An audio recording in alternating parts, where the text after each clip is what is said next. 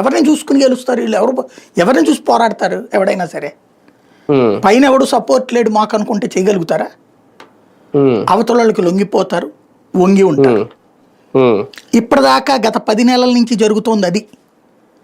అవతలోడికి భయపడి, అది red డైరీనా, red బుక్కా, లేదంటే వాళ్ళు పెట్టే కేసులా, వాళ్ళు వీళ్ళ ఆస్తులు లాక్కుంటారన్నా, వీళ్ళకి నాయకుల్ని కార్యకర్తలను అరెస్ట్ చేస్తారు, ఏదో ఒక భయంతో వెనక అడుగు వేస్తూ వచ్చారు నాయకులు. ఎందుకని? ఇక్కడ జగన్ 11 సీట్లకు పరిమితం అయ్యాడు, ఇక జగన్ రాజకీయ జీవితం లేదని వాళ్ళు అంటున్న మాటలకి విని.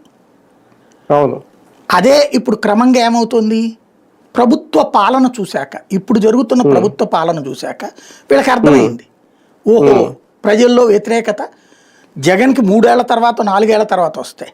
4 ఏళ్ల తర్వాత వచ్చింది జగన్కి వ్యతిరేకత. అది కూడా వీళ్ళ మీడియా ఇవన్నీ గట్టి కష్టపడతాయి. అదే వీళ్ళకి ఇప్పుడే వచ్చేస్తుంది వ్యతిరేకత, అత్యంత వేగంగా వస్తుంది. అంటే ఆల్టర్నేటివ్గా తమకు ఒక లైఫ్ ఉంది. ఇది ఫస్ట్ వాళ్ళకు వచ్చిన ఒక నమ్మకం. సంక్షేమ పథకాలు తాము ఇచ్చినప్పుడు సరదాగా తీసుకున్నోళ్ళు, లైట్ అనుకున్నోళ్ళు, ఇవాళ రోజున ఆ సంక్షేమ పథకం రాకపోయేటప్పటికి దాని నొప్పి తెలిసింది. వాళ్ళు మాట్లాడుతున్న మాట వీళ్ళకు ధైర్యం అవుతుంది. అదే సందర్భంలో మూడవది, కార్యకర్త అంతకుముందు నాకేం పెట్టావు, నాకేమి ఇచ్చావు, నీ వల్ల నాకేం ఒరిగింది